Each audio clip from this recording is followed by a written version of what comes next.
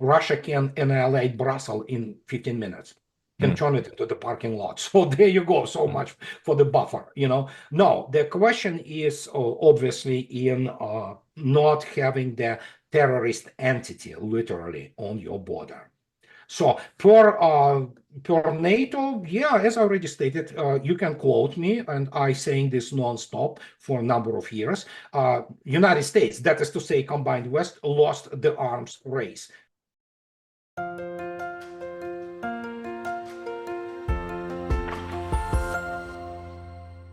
Hello, everybody. This is Pascal from Neutrality Studies, and today I'm talking to Andrey Martyanov, one of the more brilliant military analysts out there who's been countering much of the Western war propaganda on his blog and on YouTube for the past years. Andrei is also the author of several books, among them America's Final War, Disintegration, Indicators of the Coming American Collapse, and last but not least, Losing Military Supremacy, the Myopia of American Strategic Planning. And he has more books out there, in fact. And let me just add one more word, which is that on Andrei's blog, called Reminiscence of the Future, over on Blogspot, he features one of the wisest quotes I have ever read. Si vis pacem, para vinum. If you desire peace, then prepare wine. And I take such things very serious. So, Andrei, I think you're saying very wise things, because weapons are not the way to peace. Wine. No. Jack Daniels, on the other hand, is. Um, can you tell us first and foremost a little bit about your own story? Because as I understand, you were born in Baku, back in the Soviet Union, and then Yeah. you were also a naval officer, and now you're a military analyst from based in the US. Like what's your story? Well, my story is very simple. I was born into the family essentially of people connected to the Soviet Navy and armed forces. My father was actually a pretty significant figure in the military-industrial complex when it was related to our location when we moved from Baku to Sevastopol, for example. He was so I was around it all the time. My grandfather, adoptive grandfather, both my grandfathers were killed in the World War II. Pretty standard story, actually. And so they all were, military people. So, and yeah, I went to the Naval Academy, studied there for 5 years, graduated with a degree in, well, it's pretty interesting specialization for the strategic nuclear power submarines, but I went to serve on what that time was called the naval units of the border guards of the KGB of the USSR, which is essentially misperceived as the Coast Guard because they are called Coast Guard, but at that time it was Navy on its own, essentially, so much more militaristic than, for example, it is the case with the Coast Guard in the United States or elsewhere, for that matter. And so, yeah, I served until 1990, and after that, well, Soviet Union collapsed. And we suddenly found ourselves, I mean, basically, well, in the revolutionary and warm civil war situation. And when I had the chance, we had the chance to essentially start business with the United States. We then traveled to the United States, and then we just stayed because Russia was also disintegrating and there was no place for us. So that's how we essentially settled in the United States, and the rest is history, really, and I probably would have been doing what I'm doing. I was doing then, doing all kinds of the engineering type affairs, including the aerospace, commercial aerospace in the United States. But after the situation with Ukraine in 2014, it became very clear that we were on the path to, well, massive geopolitical clash, unlike it was the scale of it is even larger than speaking, in terms of the consequences than World War II, despite the fact that World War II was much bloodier, of course, and so yeah, I started to basically. I wrote actually a number of the posts on my blog, and I called it "Total Recall," where I had to, recall my military background, what I knew, And what I learned also, because you have to become the autodidact if you wish to, progress in this field, especially in the West, because the way the geopolitics or whatever passes for it, is rather, you know, pretty amusing, let's put it this way, field of study. Okay, this is it's populated with a lot of people who have absolutely no business, speaking on the issues of military power, balance of power, and when you look at what was happening to with the United States, especially after 9/11, you would see that the country you used to know just was disappearing. It was like the sand through your fingers, and then suddenly you find yourself with people which Obama administration, and then we have obviously first Trump's term, and then Biden administration. The country is literally just destroyed basically from the inside. And since 2014, I started my blog and I started writing because what was happening was absolutely mind-boggling.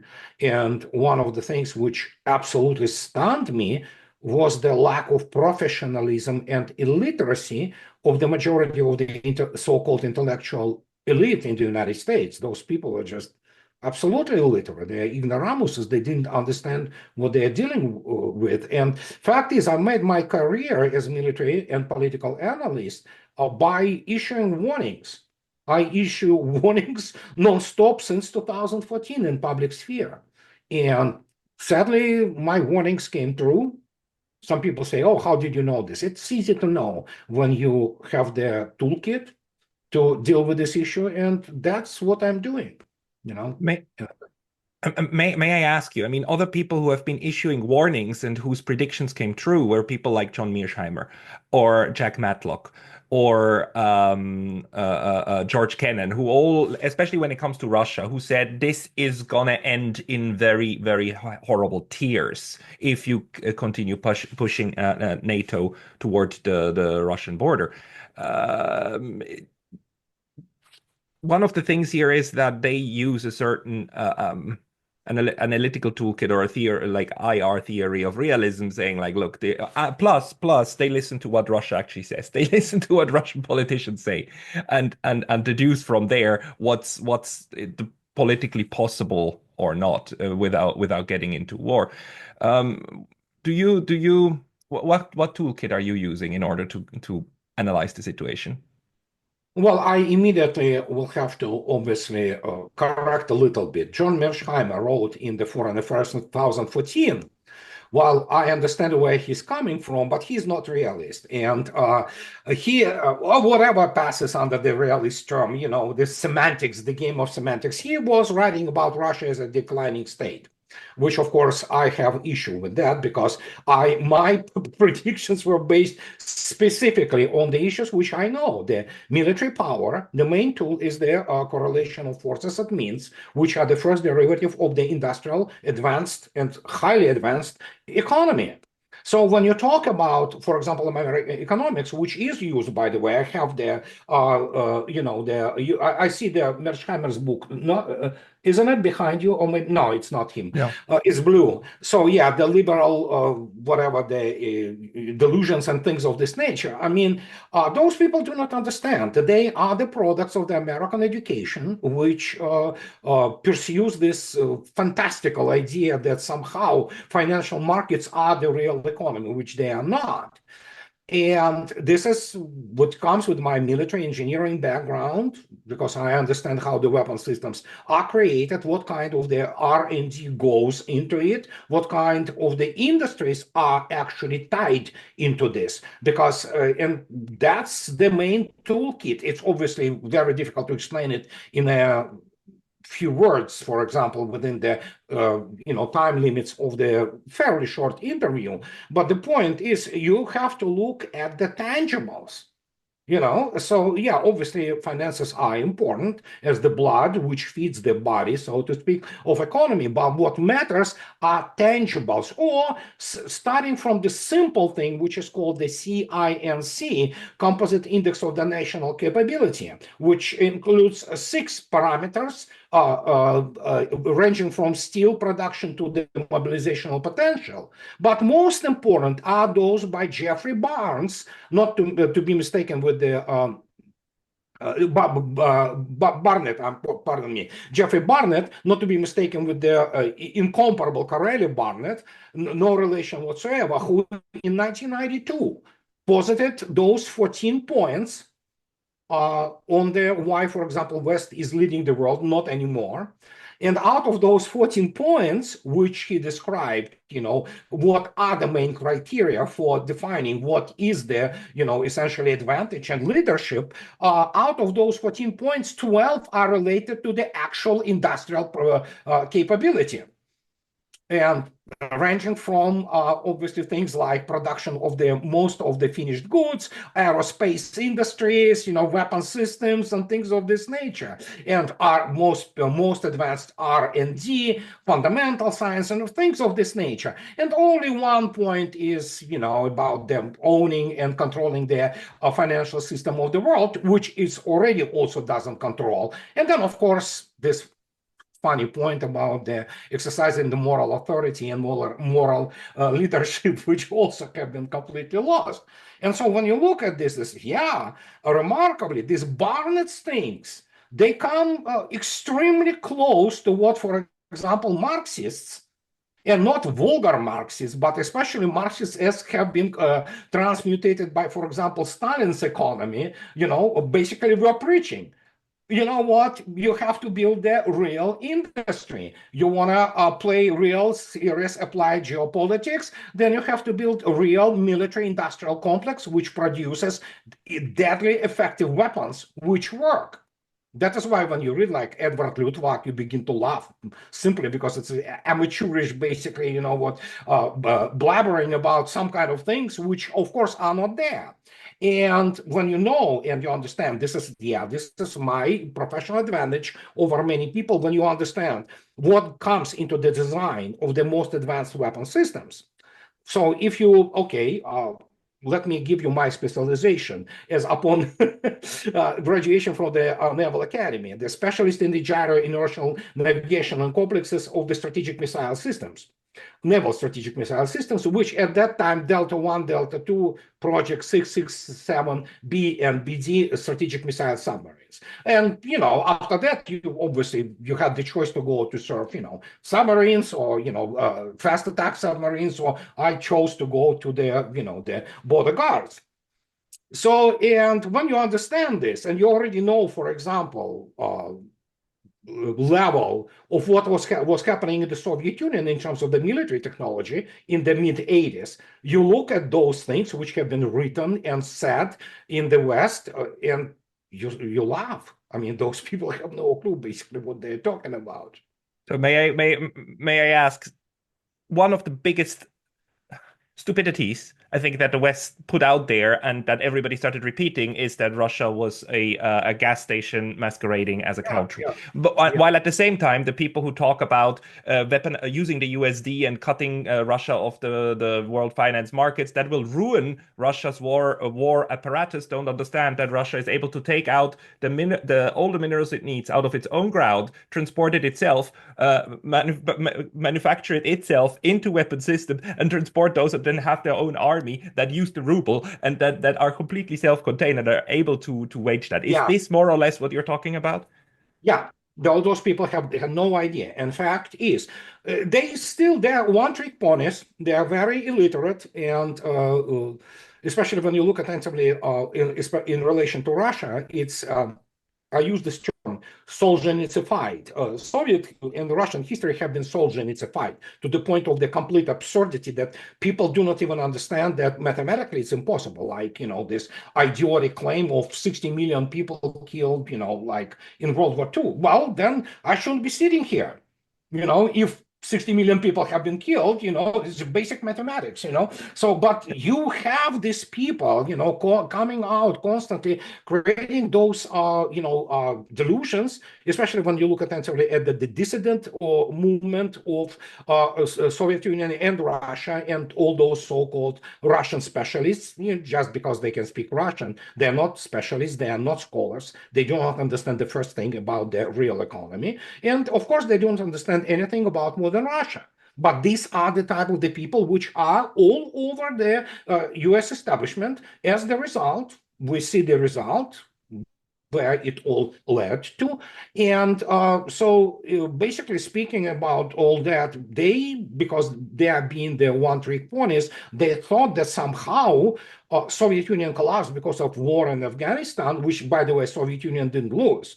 And somehow, for some reason, of the Cold War and West's meddling. No, it has nothing to do with that. Soviet Union imploded due to its own, structural problems, especially ethnic problems, and maintaining the empire, which took so much effort and expense, at the expense, by the way, of the Russian people primarily. And so, but what can I say? You have to.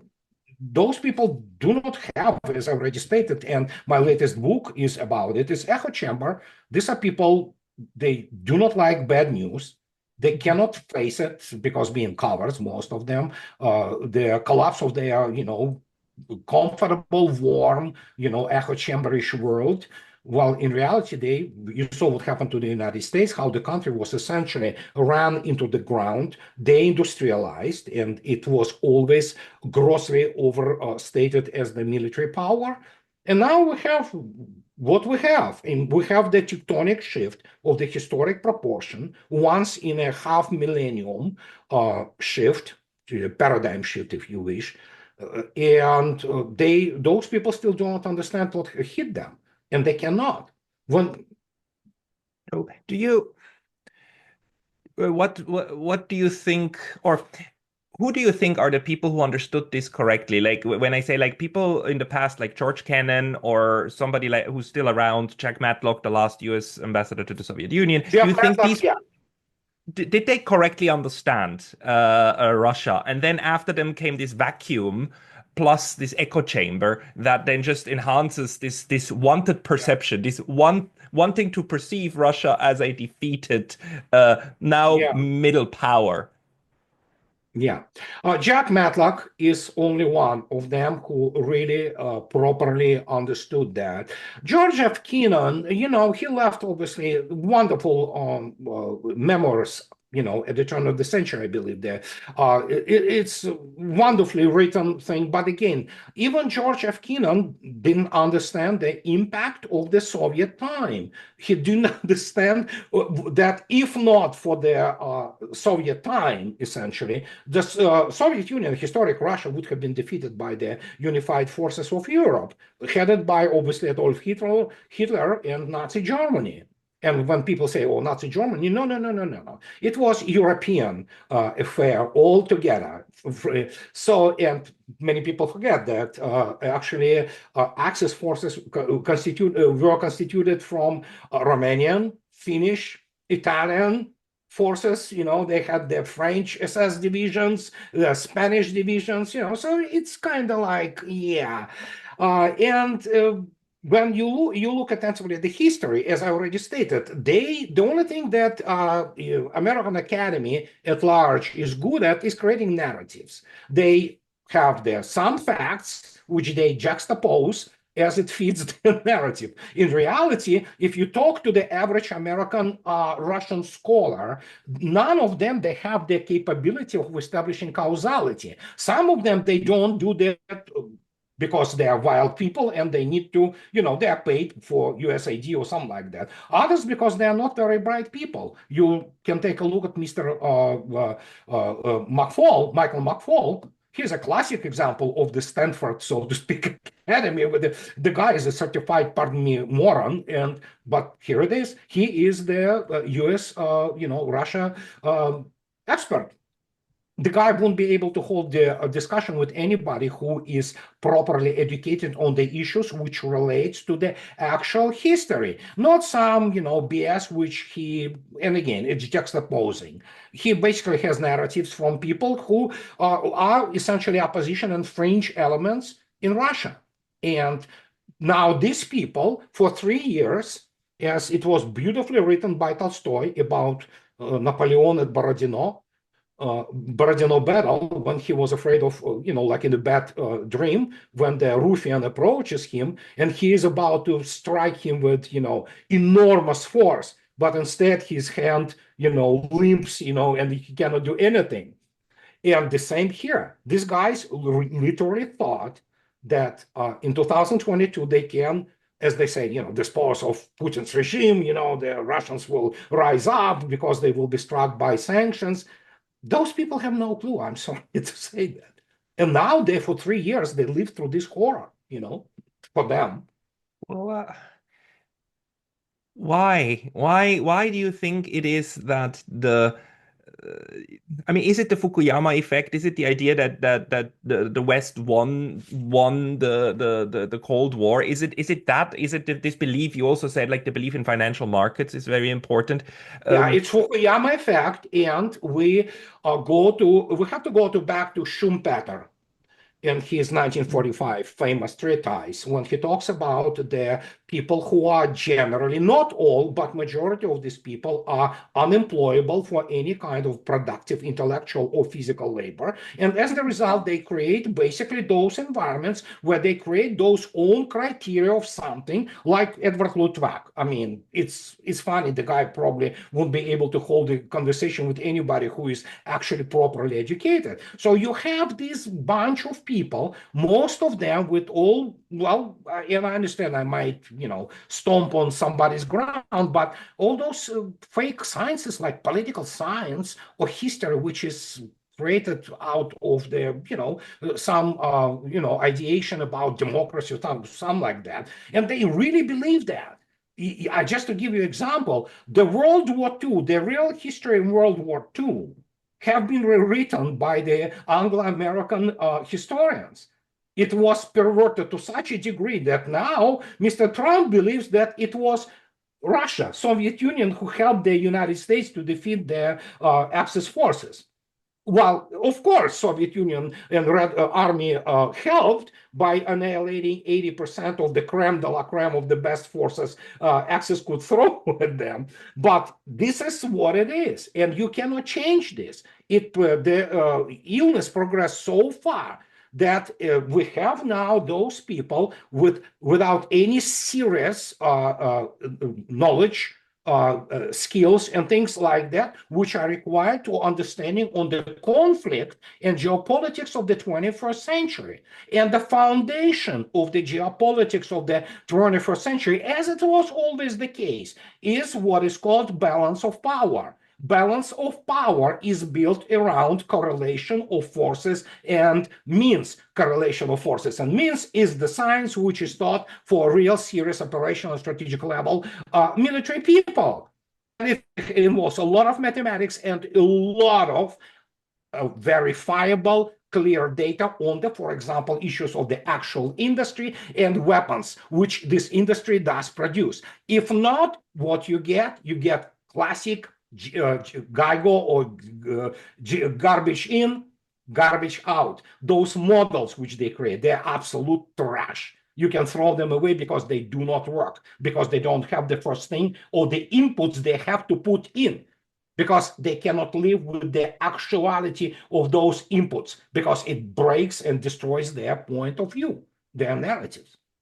What happens, or how does Russia deal with the fact that people like those with that kind of understanding are on the levers of power in the United States, or were at least, still are, were, because somehow you need a rational counterpart, right? Even in a war, in order, especially while having nuclear weapons, you need rational counterparts who then scale up or scale down based upon rational decisions. But what you're saying is people take decisions based upon a completely faulty BS analysis. How does the rational actor on the other side deal with that fact? First, there is a certain circle of people in the United States. We cannot say that it necessarily, completely, professional, but there are certainly strata in the political and military political, establishment in the United States who understand what is going on. You may, I don't know if you had Larry Johnson on his, so Larry gives an excellent demonstration of this when the people, for example, analysts from the CIA, they would come with things which contradicts the narrative and political, desires of the political establishment in Washington and say, no, this is not how it works. This is the real data. And they will be what? Essentially told to go pound sand, So there are people out there who do understand this. For example, not all, but many people of the rank of colonel or let's say brigadier general who are involved on the level of the Joint Chiefs of Staff and Pentagon, general, the operational planning and issues of ISR, intelligence, surveillance, reconnaissance. They know the story. And the story is so damning, for example, in this particular case, to Biden administration, to all those things that they can go and say it. But many don't. They have mortgages, they have pensions expecting, they have families and things like that. So they cannot go out and, say, as people of honor sometimes do, here are my epaulets, but this is all BS. So what you get, you had the defense secretary who is what? Lord Austin, Lloyd Austin, the guy, Raytheon baby, this is all, back to Eisenhower. It is so corrupt that you have to, something happened extraordinary to break through this thing. We had this sort of break, it's not complete with election of Trump administration. And basically what he is doing now, I know the 2 days ago, 75,000 of the bureaucrats from Washington, D.C. took their buyout of their positions. More need to go, because this is this deep state, these people who they want the status quo. And they think that somehow by creating this legerdemain and this verbiage about things going fine, they somehow change their reality. They don't. And when suddenly you have the result of 3 years of the special military operation, when you have literally the utter technological humiliation of the American and European weapons, you see yourself the utter lack of qualification in the operation planning, because obviously Ukrainians do not plan that. Those whole things are planned in London, they planned in actually Ramstein, and they're planned by Americans and British. And you can see this catastrophe which was unfolding. Yeah. And you can see what is happening. And those people, I understand their position. They cannot deny the reality anymore. And if they do not understand it rationally, they at least can sense it, okay? And many do sense it. But then again, when you have sociopaths like Blinken or Sullivan, those boys, with the degrees in law, attorneys who practice, they should continue to practice, the automotive injuries, cases in the state of New York. They are literally that incompetent. Plus, they are sociopaths. They can go out and lie to your face. Yeah, they do. They do. I mean, one of the most horrible things I've ever seen is like Blinken standing in front of a graveyard in Ukraine, bemoaning all of these young dead people who he sent to these graves. It's like you could have avoided that, and people have been yelling that at the top of their lungs, but are not listened to.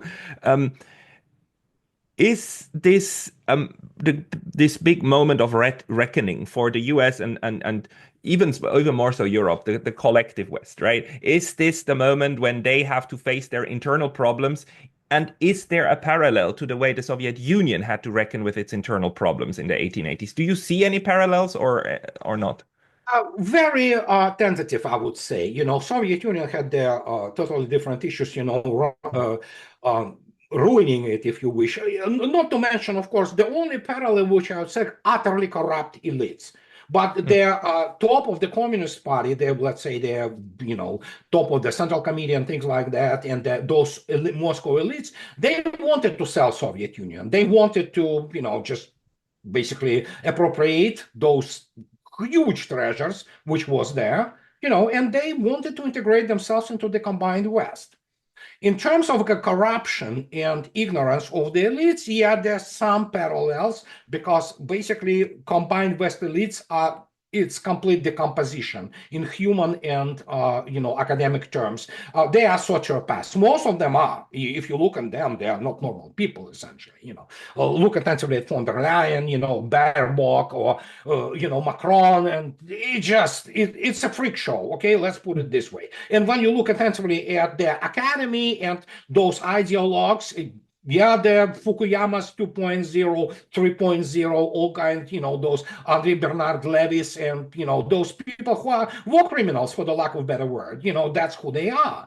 Then when you look attentively, there is no way they can self-correct. It's over. In the United States, you still could, like we have Trump. Is he good? No. Is he the best possible outcome? No. But at least he is some change, radical change in terms Europe is done. It's over for Europe. And when people say, for example, that's where I disagree with Douglas McGregor, for example, that, oh yeah, they may change, for example, their political leadership, if you wish, okay? Somehow, AFD, Alternative for Germany, or some other, Le Pen's people come to power in France. Nothing's gonna change in terms of the state of the Western Europe, which is, first, it's devoid of the energy. And secondly, for example, when we talk about Russophobia, for example, it's a natural state for the majority of the European population. Simple as that. Americans are different. For example, I live in America. I'm American US citizen. I become, my neighbors treat me as, American, my body, just to give you an example, in Europe, you cannot do that. I will always be Russian for them and Russian like, suspicious guy for the most of them, not all of them. I don't say that Europeans are all like this, but majority is. And there are so many, the body of the evidence of this is overwhelming. It is so well documented. This is what many people do not understand. And that's what is the difference. And when you look at the economic state of Europe, that's what you get now. There's a lot of things going on there. It is, it is. I couldn't agree more. But I have a question about this term because it dawned on me recently that we maybe misnamed it because Russophobia implies fear of Russia. And what I'm starting to realize is that there is no fear. If there was fear, you wouldn't act like that. You would be more careful. Yeah, they hate. It is hate. Yeah. Do not forget, we Russians, for many of those people, are subhumans. We were always. We have been always. There is again the paradox. If you look attentively, for example, at British elites, okay, they are not elites. This is the inbred cesspool, and this is most disgusting collection of people. But I mean, they look at Russians as subhumans. They really do. They believe that. How can we explain that? Because we are obviously it's not racism. We are the same skin color, the same this is the same, right? Even on the continent. Where is it coming from? Well, it comes from the fact that obviously there is no denial that we live in the world shaped by the Western civilization, and especially which produced the enormous input. It shaped us in terms of culture, art, science. We live by, on this earth at least, by the laws of Newton. Newton, Leibniz gave us calculus. And you just go through it. It's just enormous. The Western heritage is enormous. But it was 20th century where the West totally committed suicide, but first by generating 2 world wars, which saw unprecedented level of atrocity and cruelty, which just absolutely industrial slaughter of people. This was done initially as the result of their imperial aspirations, and of course their arrogance, national arrogance. And then World War II ended up, of course, with a clearly racial theory in which, for example, Slavs like me, we were subhumans. It was beautifully and largely shared across the Europe. Listen, French, they lived really well, with one of the most scandalous thing about French and Vichy government and how they basically, surrendered was the fact that, why did they surrender? Well, because there was no real reason to die for when they knew they would be preserved as a nation, and they were. Paris wasn't bombed or anything. Hitler personally, ordered to preserve the Paris. The same as obviously goes for Rome. But when you look at this, that's what it is. This is simple as that. The main, point of French resistance was to spit and throw things at the women. They were called, the horizontal, French ladies who were dating German soldiers and German officers during occupation. This is how far the French resistance went. But France, in the same time, produced, 33rd Waffen-SS Charlemagne Division, and these guys, together with the elements of the SS Division Viking, pardon me, who were fighting to the very end at defending Reichstag in May of 1945. So there you go. So it's just like you cannot change this. And then you get these people who know France, and France has just been one of the examples. Many Spaniards still are proud about the Blue Division. The El País recent article about one of the anniversaries when this division was absolutely destroyed by a Red Army. They were writing there about, oh yeah, they fought back, they were heroes and things like that. This is what it is. I mean, this bubbled up again a year ago when Canada honored a Ukrainian Nazi, right? There you go. Is that kind of sentiment. Anything anti-Russian is necessarily good, right? Even if it is Nazi. Yeah. So there you go. The Canadian Parliament, that was the essentially manifestation or the exhibit A, what Combined West is. I have to admit, even those prostitute media in the United States noted that. But the rest of the world was like, yeah, sure, yeah, that's fine. Yeah, that happens. Mistake. It's an oopsie daisy moment. It's like, okay, yeah, fine. Oopsie, yeah. How do you? I mean, you're witnessing that from within an environment that is so captured by all of these own narratives. How do you avoid personally this cognitive discrepancy? How do you not jump out of the window when you read all of these things?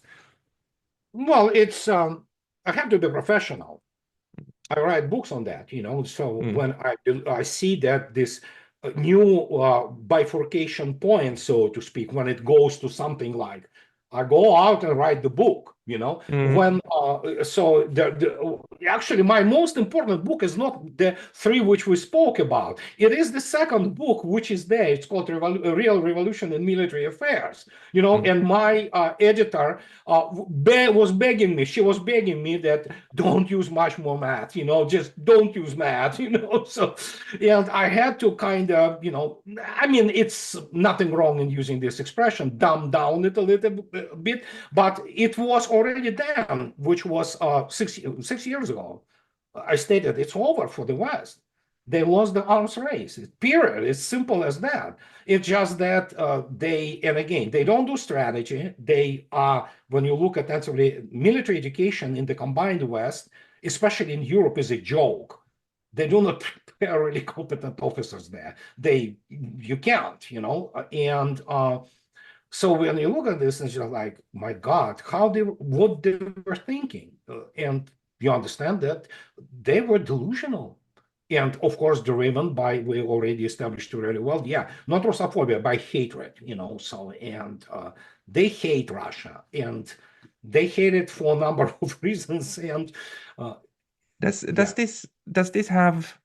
I mean, I study international relations, right? I try to understand how it is that this globe, which is now made out of 8 billion people, moves. And part of how it moves is by these countries, these collectives of people, then interacting with each other. And one thing that I saw in the Second World War is that for the Japanese, it was so difficult to read what is happening over in Europe that they several times completely, utterly misunderstood what was going on, and at least three of their cabinets between the 39 and 42 collapsed because things in Europe happened. Like first they thought like we are all fighting against the Soviet Union and they were joining that. Then they thought it's now Rome, Berlin, Moscow. So Tokyo also added itself in 41, and Matsuoka came back and said like great victory, we have a neutrality pact with Russia. We are now going to push collectively against the Americans. And then came Barbarossa, and they were dumbfounded. It's like, is it? And those were the best of the best at the time, right? Or not the best of the best, but the people in power. So is it like misunderstanding, not being able to comprehend what the other one is about? Is that inherently baked into the system or not? Yeah, it's inherent in the system. Yes, you correctly defined it, because as I already stated, there are humanities education in the United States, for example, largely is corrupt, especially in the what would be when you relate to, for example, the Russia studies. But it is also on the other fields too. And there are a number of people, including, for example, Daniel Larison, his PhD in history, he writes, he's kind of, he was pretty famous when he was writing for American Conservative. He's correct, and I actually quote him, Americans don't know the world outside, and neither does Europe, by the way. So, yeah. And as the result, you can thank this for corruption of the higher education when it comes to the humanities field, the arts and letters, which became nothing more than brainwashing, ideologization of narrative peddling. That's what it is. Narrative peddling. I listened recently to this lady. She teaches history and strategy, quote unquote. How can you teach strategy having a PhD in history? I don't know, but she teaches strategy in the U.S. Naval War College. And what can I say? Sarah Payne.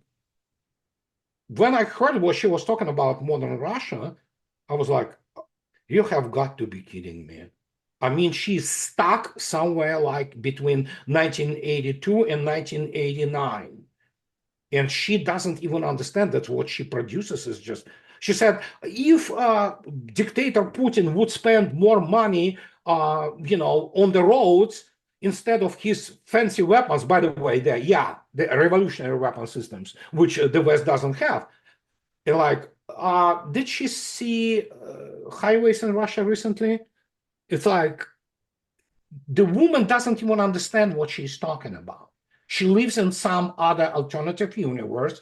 And then, of course, you have those people from all those, dirty Berkeley, which is crap hole, the San Francisco area, or somewhere, or they go in, they land in, if they make it, they land in Moscow, and their first, impression is a cultural shock. Because New York looks like the, Vanker County, the village or county fair. And they go to St. Petersburg, they go to Yekaterinburg, they go to Sochi. You have to understand, they experience cognitive dissonances, which sometimes some people adjust, but others, their world comes down crashing on them, and they develop even more hatred. It's the same as, for example, which is the case with the Ukrainians and Russians. For Europeans, many Europeans, one of the reasons for the hatred, and especially when you look attentively at all those British cities and villages, or France, even Paris, like there is a whole, Paris syndrome. That's the name of the real issue.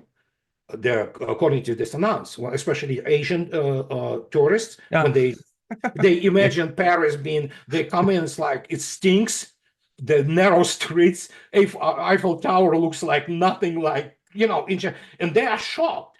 But worse is stated about those guys who make it to Russia, and then they see those modern highways, those high rises, incredible culture. There's no doubt it always was like that.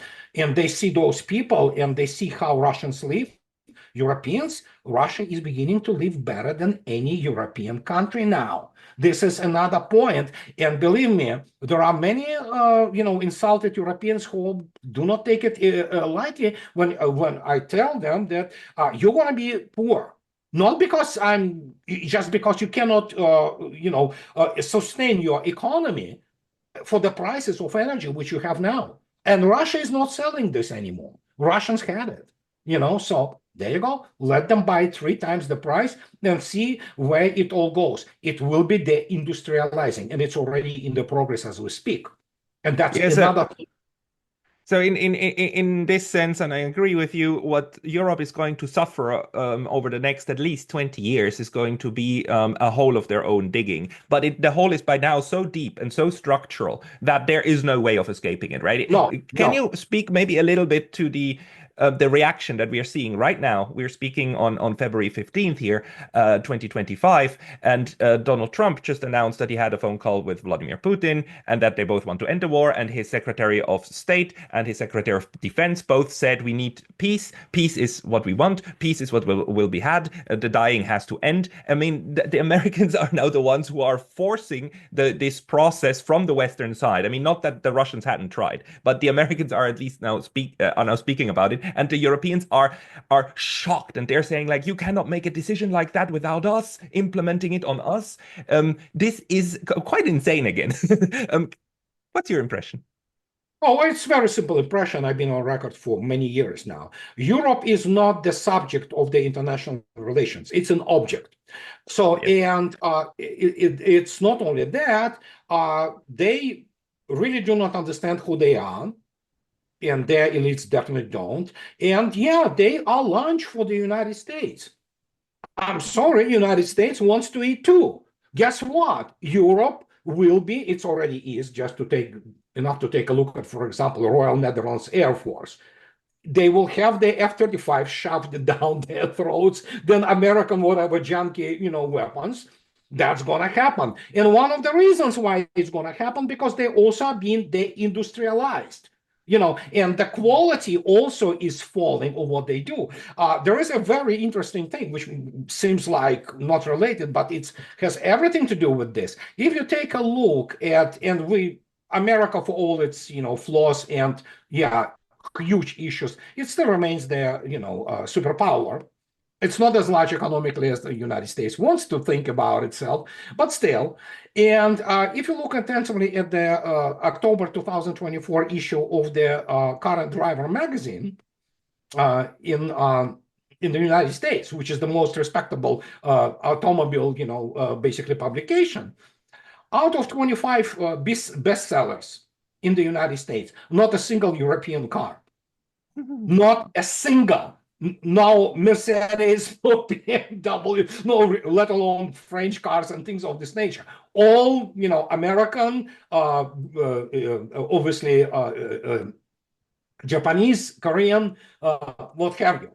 Not a single German or any other European car.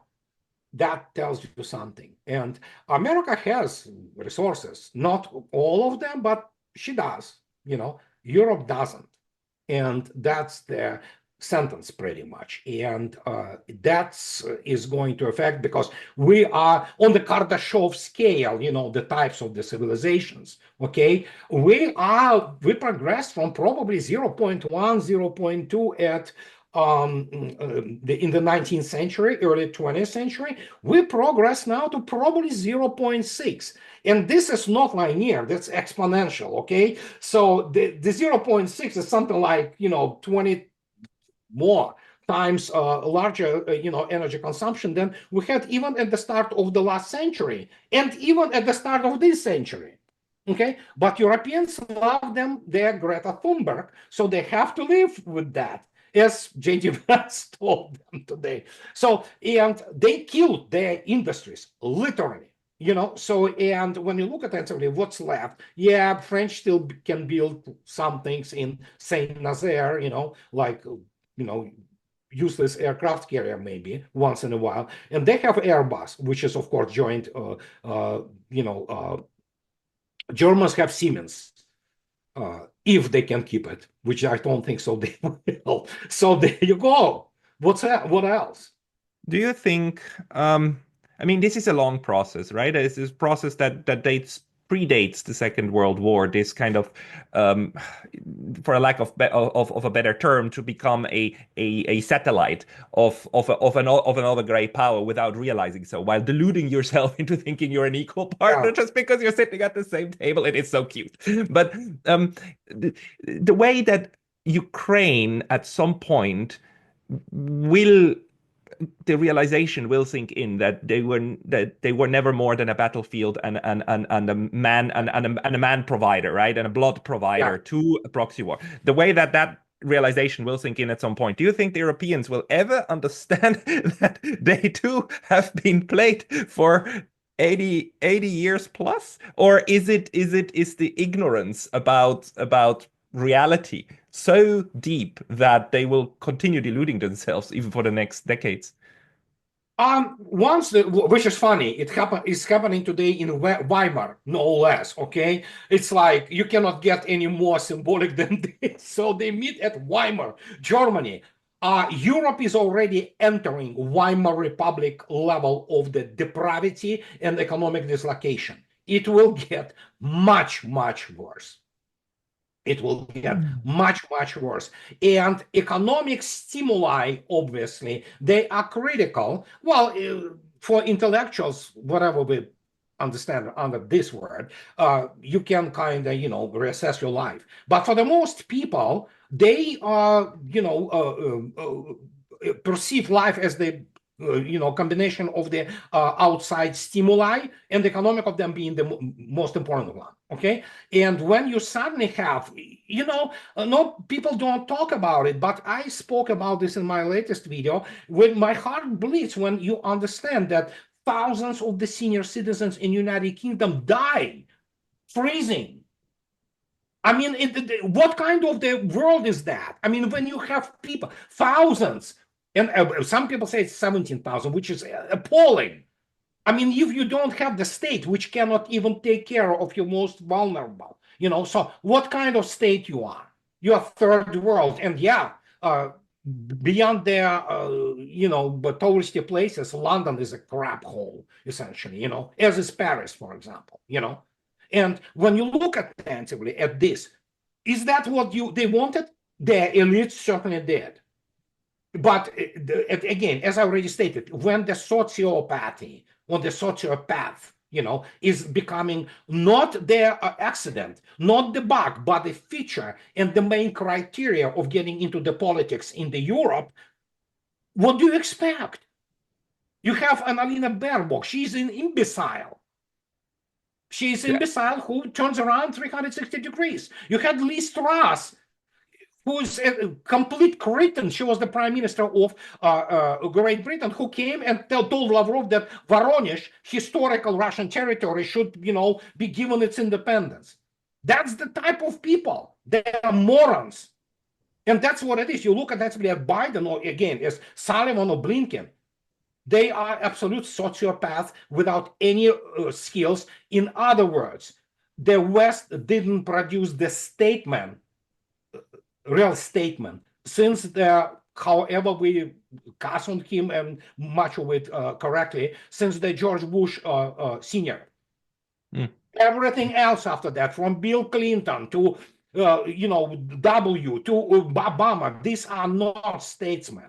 These are not people who understand the politics, who understand how world runs. They were morons. Big Willie, he basically was screwing women left, right, and then killing those people, who, if you look attentively, it's just some kind of the moral depravity, essentially, and they are not statesmen, they are politicians, and they were always good only at one thing: to get themselves elected or re-elected or stay within their political power. Look at US Congress. And that's This is that's the level of people we have to deal with. I would like to ask you much more about this, but I have one last question, which like directly links to the name of this channel, the neutrality issue, especially for Ukraine. You know, some people in my circles have been saying for years that forever, like Ukraine is the standard kind of neutral space in Europe, just like Austria after the Second World War. You know, and Russia actually, even in its draft treaties on December 17, 2021, all but named that policy. And then since the war started, they said like Ukraine must be neutral. So the concept of neutral demilitarized spaces, is that something that is still inherently important in Russia's outlook on geopolitics in Europe and in Asia? It changed. It obviously evolved, especially if you noticed, neither Vladimir Putin nor any other big-time political figure in Russia uses the word brotherly people anymore, term brotherly people anymore. Mm. There is no brotherly people anymore. Mm. What was committed in terms of atrocities and, by Ukrainians, it's going to be whatever will be left of Ukraine. But just for you to know, Mr. Naryshkin invited Polish, Hungarian, Romanian historians to Moscow. And Mr. Naryshkin, of course, being the chief of the foreign intelligence. Guess what he did it for? And they gladly accepted.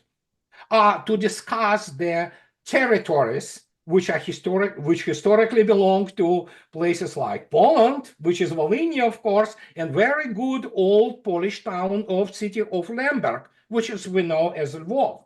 So Ukraine is being partitioned, and what's going to be left is going to be left something like on the order of the scale of 10 million people with no viable armed forces, maybe armed police, and it will be purged of all Nazi element there, including the physical annihilation. So this is what had happened. After that, it will be neutral, absolutely. More generally, like the mindset, one of the mindset of the NATO people is that you're either with us or against us, right? Their mental space doesn't contain any acceptance of these in between spaces. Does Russia's military doctrine contain space in between spaces?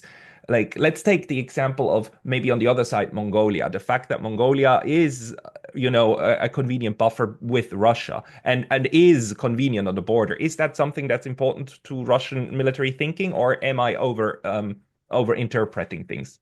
We have to keep in mind that today we're dealing with the technological paradigm with the long-range fires. Russia can annihilate Brussels in 15 minutes. Can turn it into the parking lot. So there you go. So much for the buffer, No, the question is obviously in not having the terrorist entity literally on your border. So for NATO, as I already stated, you can quote me, and I saying this nonstop for a number of years. United States, that is to say, combined West, lost the arms race.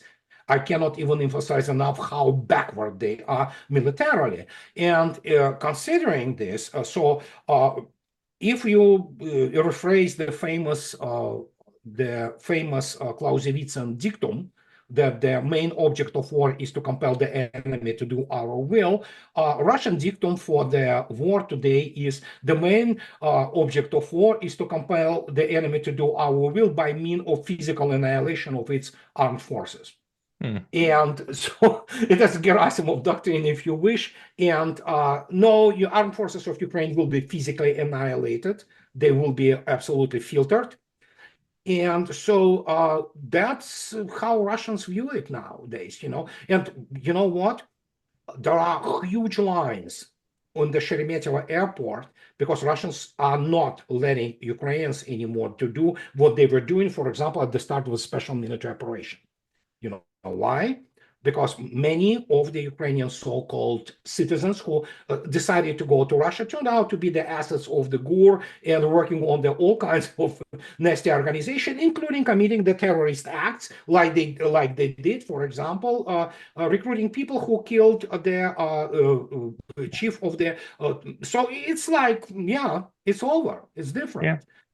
And so, as per NATO, yeah, they can think whatever they want, but as Al Capone stated, with a kind word and gun, you can get much further than with the kind word alone. And Russians understood it very clearly, and they have the means, which, for example, combined West doesn't have it. And that's the whole point: balance of power and correlation of forces and means. Simple as that. And you have to understand how it pans out to understand. Like people say it on a number of occasions to me. Oh, how did you see this? It's very easy. You just give the framework and that's it.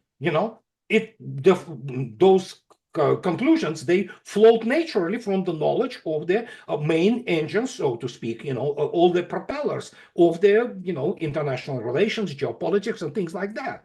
And once you understand what balance of power is, and when Washington understood it, then, well, at least they begin to understand it.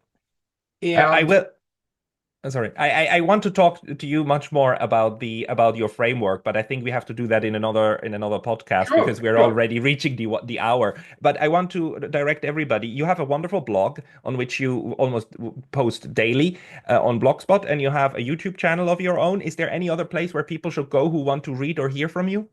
No, that's pretty much it. In Anglosphere, that's the only two things which I have. Okay, I'll put all of the links into the description of this video. And Andrei, I thank you very much for your very valuable insights. Thank you. So my pleasure. My pleasure.